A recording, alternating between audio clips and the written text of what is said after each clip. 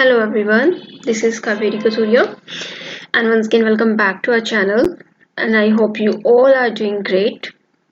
And today we are going to discuss the topic partnership, that is a kind of business organization. Last chapter में हमने soul trade को discuss किया था और अब जो है हम पार्टनरशिप टॉपिक जो है आपका डिस्कस करने वाले हैं. So let's start it. सबसे पहले अगर हम इस टॉपिक में देखें आपका, तो फर्स्ट पॉइंट हमने सोल ट्रेड को जो है डिस्कस किया था last time.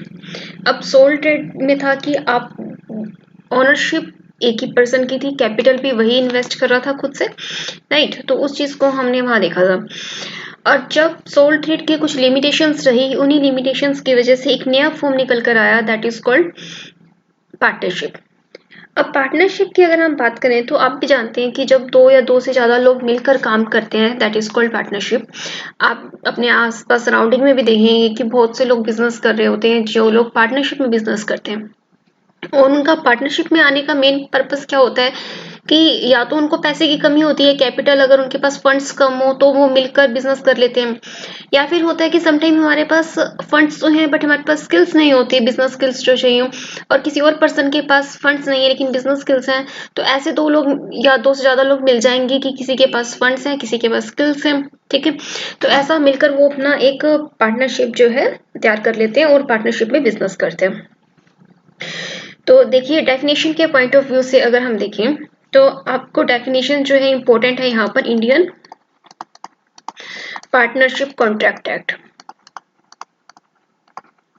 Indian partnership contract act 1932. अब इसके अकॉर्डिंग अगर हम बात करते हैं आपकी किस चीज की, डेफिनेशन की, पार्टनरशिप की, तो ये क्या कहते हैं,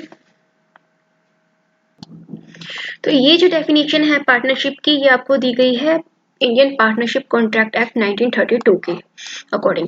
और ये क्या कहते हैं, पार्टनरशिप है क्या, एक रिलेशनशिप है, ठीक है. Partnership is a relationship between the persons. Persons लिखा है तो मतलब दो और दो से ज्यादा है, उन लोगों को रिप्रेजेंट कर रहे हैं. जब दो या दो से ज्यादा लोगों के बीच के रिलेशनशिप कैसे हैं, who have agreed to share the profit, जो तैयार है प्रॉफिट शेयर करने को, agree to share profit, share the profit of a business, business का प्रॉफिट जो है एक दूसरे के साथ शेयर करने को तैयार है. कैरिड ऑन बाय ऑल, या तो वो सारे मिलकर उस बिजनेस को करते हैं, राइट. मतलब जितने भी लोग हैं जिस पर्सन्स में जो इंक्लूड किए वो सब मिलकर बिजनेस करते हैं. या फिर उनमें से कोई एक ऐसा पर्सन है जो एक्ट करता है, any of them acting for all, जो सभी के लिए जो है वो काम करता है, एक्टिंग फॉर ऑल. तो मतलब अगर एक या एक से ज्यादा पर्सन जो काम कर रहे हैं, बाकी जो है इनएक्टिव हैं, लेकिन उन्होंने उसमें कैपिटल वगैरह इन्वेस्ट किया है और जो भी उनके बीच में एग्रीमेंट हुआ है उसके अकॉर्डिंग वो सबके लिए काम कर रहा है, एक्टिंग फॉर ऑल, तब वो आपकी क्या कहलाएगी, पार्टनरशिप ही कहलाती है. फीचर्स की अगर हम बात करते हैं, फीचर्स ऑफ पार्टनरशिप को अगर हम डिस्कस करें तो इसके अंदर आपके कुछ इंपॉर्टेंट फीचर्स आते हैं.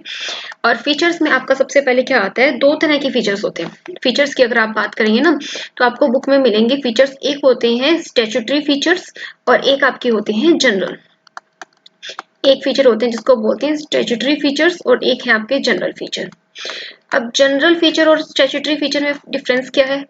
स्टैट्यूटरी फीचर्स वो हैं जो आपके डिस्क्राइब किए गए हैं किसके अंदर, इंडियन पार्टनरशिप एक्ट में. मतलब इंडियन पार्टनरशिप एक्ट में जो भी रूल्स रेगुलेशंस लिखे हैं उनको हम बोलेंगे पार्टनरशिप के कैसे फीचर हैं, स्टैट्यूटरी फीचर्स हैं. ये कहाँ लिखे जाते हैं, इंडियन पार्टनरशिप एक्ट में आपके लिखे जाते हैं. और इसके अलावा जो बाकी के आपके बच जाते हैं, मतलब जिनको पार्टनरशिप एक्ट में नहीं लिया गया है, that is called general features. वो आपके बाकी के बचे हुए जो फीचर्स हैं वो किस में आते हैं, जनरल फीचर्स में आते हैं. ये आप ये कह सकते हैं not laid down, not laid down in partnership, not laid down in partnership act, जो पार्टनरशिप एक्ट में नहीं है. तो आप इसको इस तरह से डिफाइन कर सकते हैं. तो दो चीजें हो गई, पार्टनरशिप क्या है, पार्टनरशिप के फीचर्स हैं स्टैट्यूटरी और जनरल फीचर्स हैं, और इसी के साथ आपके कौन कौन से पॉइंट्स इनके अंदर आते हैं ये भी हम डिस्कस करेंगे. देखिए, सबसे पहले अगर हम यहाँ पर डिस्कस करें Indian partnership deed, Indian partnership deed के अंदर या फिर ये कहें कि इंडियन पार्टनरशिप एक्ट के अंदर जो डिस्क्राइब किए गए हैं फीचर्स, वो फीचर्स कौन से हैं. स्टैट्यूटरी फीचर्स में आपके आते हैं more than one person, more than one person का मीनिंग क्या है कि एक पर्सन कभी पार्टनरशिप नहीं कर सकता। ठीक है, वो क्या किसके साथ पार्टनरशिप करेगा, वो तो फिर सोल ट्रेड में आ जाएगा। अगर एक बंदा काम कर रहा है तो जब एक से ज्यादा पर्सन लोग मिलकर काम कर रहे हैं that is called more than one person. तो पार्टनरशिप बनाने के लिए आपको एक से ज्यादा पर्सन की यहाँ पर रिक्वायरमेंट होगी। और इसी के साथ साथ अगर हम एक चीज यहाँ पर देखें कि अगर कोई भी पर्सन ऐसा है कि मान लीजिए कि दो लोगों ने मिलकर बिजनेस स्टार्ट किया था और बिजनेस स्टार्ट करने के बाद उसमें से ऐसा होता है कि एक पर्सन वहां से निकलना चाहता है, तो अब क्वेश्चन ये जो है रेज होता है कि क्या जो एक पर्सन बच जाएगा बिजनेस में वो पार्टनरशिप कहलाएगी या नहीं। नहीं, तो इसका आंसर है कि जब भी दो लोगों ने बिजनेस स्टार्ट किया और उसमें से एक किसी भी रीजन से निकल जाता है और बाद में बचा एक ही पर्सन, तो वो पार्टनरशिप बिजनेस नहीं रहेगा, वो कन्वर्ट हो जाएगा किस चीज में, सोल ट्रेड कहलाएगा फिर वो। ठीक है, तो पार्टनरशिप के लिए एटलीस्ट दो लोगों का होना बहुत जरूरी होता है। नेक्स्ट आता है आपका existence of business. Existence of business का क्या मतलब है, यहाँ पर कहता है कि जब भी आप पार्टनरशिप ठीक है कैरी ऑन करते हैं तो यहाँ पर आप किसी पर्टिकुलर बिजनेस को यहाँ पर कैरी ऑन करेंगे, so it is essential that the business should be legal. The third is contractual relationship. Contractual relationship means कि जब भी आप पार्टनरशिप में कोई बिजनेस स्टार्ट करते हैं तो जो आपके पार्टनर्स होते हैं, पार्टनर्स के बीच में कॉन्ट्रैक्ट होता है, राइट। तो पार्टनर्स के बीच में क्या होगा, कॉन्ट्रैक्ट होगा। अब यहाँ पर कुछ लोग ऐसे भी हो सकते हैं कि जो कैपेबल नहीं होते कॉन्ट्रैक्ट में एंटर करने के लिए। इसका मतलब क्या है कि इसका मतलब होता है कि जैसे हमारा कॉन्ट्रैक्ट एक्ट है, ठीक है, कॉन्ट्रैक्ट की अगर हम बात करें तो उसके अकॉर्डिंग माइनर जो है वो कॉन्ट्रैक्ट नहीं कर सकता, लेकिन हमारा जो इंडियन पार्टनरशिप एक्ट है वो क्या कहता है कि हम माइनर को भी बिजनेस के अंदर इंक्लूड कर लेंगे, ठीक है, एज अ पार्टनर, लेकिन उसकी कुछ टर्म्स कंडीशन रहेंगी।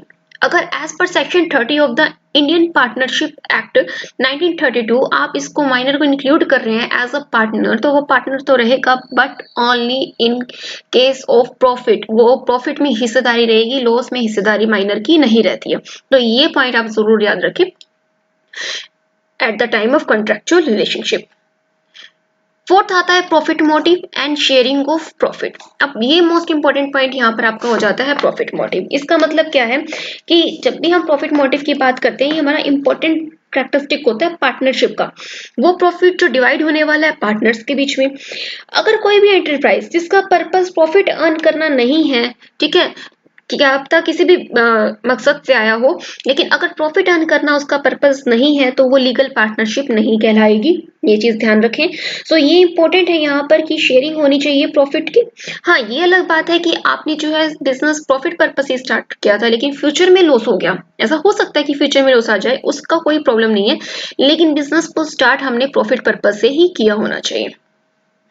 नेक्स्ट हमारा यहाँ आता है principal agent relationship. Principal agent relationship का मतलब क्या होता है कि यहाँ पर जो ओनर होता है, ठीक है, वो ओनर रिस्पॉन्सिबल है। रिस्पॉन्सिबल किस चीज के लिए, मान लीजिए कि अगर मैं आपको एग्जांपल दूं कि यहाँ पर ए बी सी डी इन सब ने मिलकर काम किया, ठीक है, ये चार लोग जो है पार्टनरशिप में इन्होंने बिजनेस स्टार्ट किया।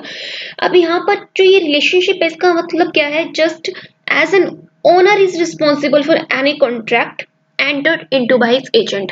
इट मीन्स कि यहाँ पर ए है, ए के लिए ये सारे एजेंट है, ठीक है।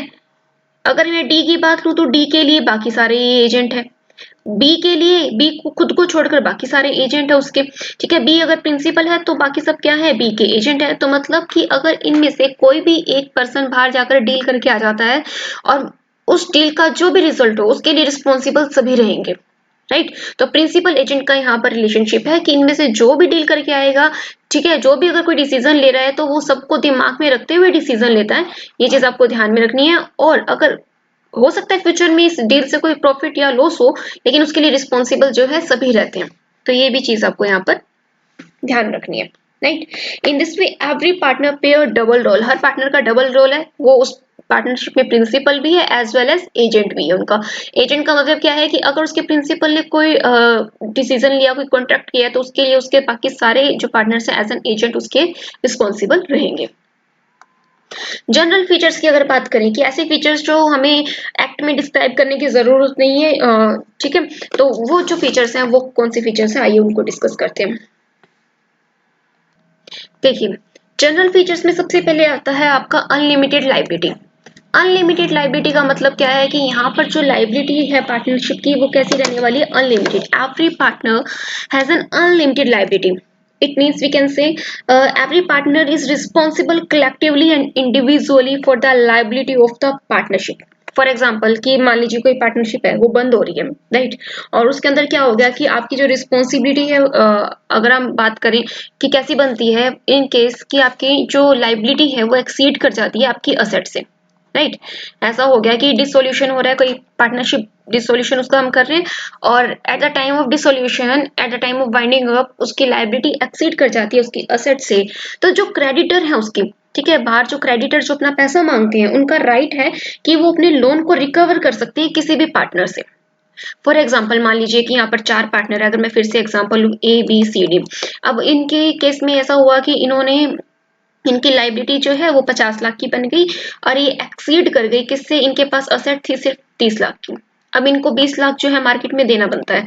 अब मार्केट में मान लो कि कोई पर्सन है, ये पैसे मांगता है।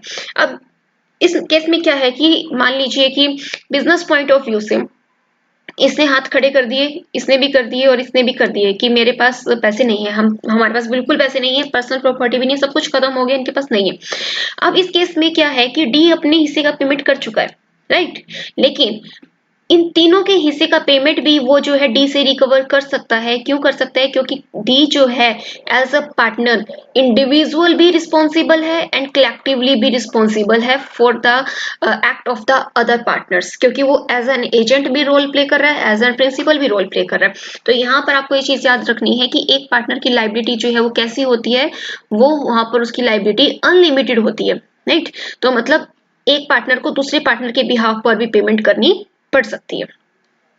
इसी के साथ साथ आपका देखिए नेक्स्ट आपका टॉपिक क्या आता है, no separate individuality. No separate individuality का क्या मतलब है, अगर हम इसकी बात करते हैं कि existence of the partnership can not be separated from the partners. Partnership और पार्टनर्स को अलग अलग नहीं किया जा सकता, दोनों की कोई अलग अलग पहचान नहीं है, एक ही चीज है पार्टनरशिप और पार्टनर्स, इन दोनों को अलग अलग नहीं कर सकती। इट मीन्स कि कोई भी कॉन्ट्रैक्ट हुआ connected with the firm are also applicable to the partner individually as well as collectively, right? And the third is the utmost good faith। utmost good faith का क्या मतलब है, ये जो भी पार्टनर्स होते हैं, ठीक है, आप पार्टनरशिप में अगर कोई बिजनेस कर रहे हैं तो जितने भी पार्टनर्स हैं आप लोगों के अंदर एक गुड फेथ होना बहुत जरूरी है। अगर आप दोनों के ही जो ओपिनियंस मैच नहीं करते या आप साथ में बिजनेस करते हैं तो आपकी कॉन्ट्राडिक्ट हो जाता है, तो वो बिजनेस आपका नहीं चल पाएगा। तो मेक श्योर कि जब भी आप बिजनेस करें तो गुड फेथ होना चाहिए सभी पार्टनर्स के बीच में, जिसके अंदर आप सारी इंफॉर्मेशन एक दूसरे के साथ शेयर कर सकें और एक दूसरे के साथ कंसल्ट करें before taking any decision, right, and give a true accounts of all the business deals done by any one of them. अगर आप में से कोई भी एक अगर डील कर रहा है तो आप सब उसके ऊपर मतलब जो है एग्री होनी चाहिए और फिर आप उसके साथ जो है वो डील फाइनलाइज हो रही हो। तो गुड फेथ होना आप लोगों के बीच में बहुत जरूरी है। Next is restriction on transfer of interest. Restriction होता है इंटरेस्ट ट्रांसफर होने में। क्या मतलब है कहने का, मान लीजिए कि अगर यहाँ पर बात करें, अगर हम फिर से कि अगर हमने एग्जांपल लिया 3 लोग जो है बिजनेस कर रहे हैं A B और C। सपोज कि C की डेथ हो जाती है, ठीक है, अब C का हिस्सा, C का जो शेयर है, ऐसा नहीं है कि सी का शेयर आगे सी की फैमिली में उसके सन को या उसके डॉटर को या किसी भी फैमिली मेंबर को या उसके सक्सेसर को जो है ट्रांसफर हो जाएगा, नहीं, आगे ट्रांसफर नहीं होगा। रिस्ट्रिक्शन होती है कि ट्रांसफर ऑफ इंटरेस्ट, तो इसका हिस्सा जो है आगे ट्रांसफर नहीं होगा, तब तक नहीं होगा जब तक ए और बी दोनों एग्री ना करें, राइट। हाँ, अगर ये दोनों अग्री हो जाते हैं तो हम सी का आगे जो भी लीगल होल्डर है हम उसको ले आएंगे और वो उसके जगह काम पे लग जाएगा। लेकिन अगर ये दोनों अगर एग्री नहीं हो तो सी का शेयर खत्म करके आगे उसकी पेमेंट उसके लीगल सक्सेसर को तो दे देंगे, लेकिन उसको बिजनेस में एज अ पार्टनर हम नहीं रखेंगे। तो ये चीजें आपको याद रखनी है, ये जनरल फीचर्स होते हैं। अब अगर हम थोड़ा सा एग्जाम पॉइंट ऑफ व्यू से बात करें तो आपकी जो है ये चीजें बन जाती हैं, कौन से स्टैट्यूटरी फीचर्स हैं, कौन से जनरल फीचर्स हैं। तो यूजीसी नेट एग्जाम से आप थोड़ा सा इनके जो की पॉइंट्स हैं इनको थोड़ा माइंड में रख सकते हैं। तो ये था आज का हमारा टॉपिक जिसके अंदर हमने डिस्कस किए पार्टनरशिप और उसके फीचर्स को, और आई होप ये आपको अच्छा लगेगा और समझ भी आया होगा। So meet you in the next lecture, तब तक के लिए प्रिपेयर कीजिए और वीडियो अच्छा लगे तो इसे लाइक, सब्सक्राइब एंड शेयर जरूर कीजिए। Thank you very much.